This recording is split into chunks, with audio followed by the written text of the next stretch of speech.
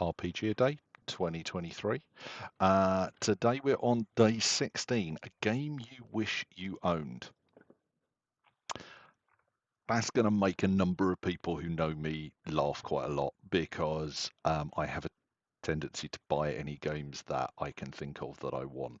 And I cast my mind around, and there's various stuff. And at the moment, I think I've said it this year when I've been talking about this. I'm trying not to buy more games because I know I'm not going to play them.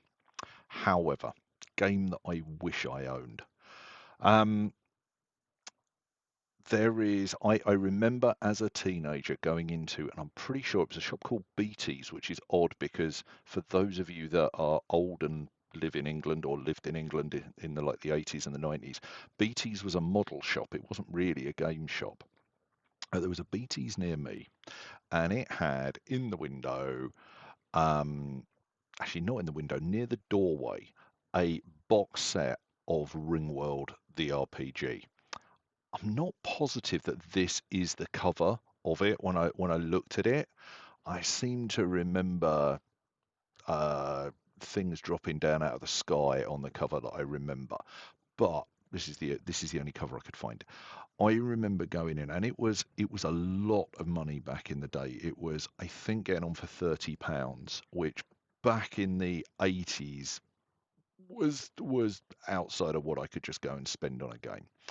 Um, but I'd read Ringworld, and my dad really loved Larry Niven's Worlds of Known Space. He loved those books, so it tied together, and it was something that I really wanted. So anytime we'd end up near that Beatties, I'd go in and I'd look at it, and it was like it was up on a wall too high for me to be able to actually get and have a look. But I would go in and look at it, and go in and look at it, and go in and look at it. I was never going to buy it. Interesting. I talked to Tony on YouTube as Runeslinger a couple of years ago because he bought a copy. He spent more money than he wanted to on a secondhand copy of Ringworld because it was something that he wanted.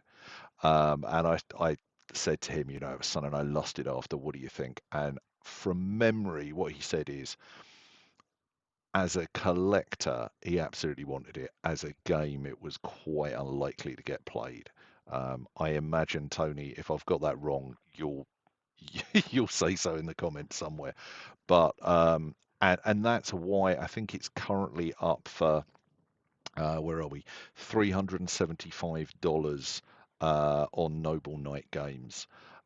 So for a game that I'm very unlikely to end up playing, it's probably a little too much and I can't justify it. But there's a little bit in the back of my mind going, oh, you could buy a copy, you could get your hands on that box set.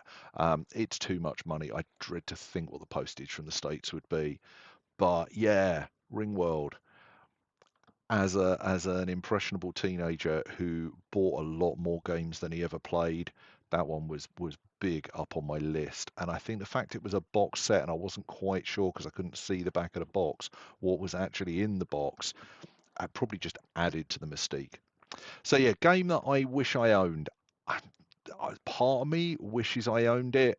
Part of me just thinks I'm never going to play it. What's the point? I've got too many games that I want to. But yeah, there's still that little bit of me going, that would be a nice thing to have and have on the shelf, but I don't think it's going to happen. But anyway, yeah. So Chaosium's Ringworld, I didn't realize until today. I looked at some of the names on it. Sandy Peterson's names up there.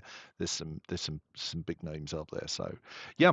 Um, if anybody has played it, if anybody still plays it, I'd love to know what you think of it. But yeah, that's that. I'll be back tomorrow. Until then, goodbye.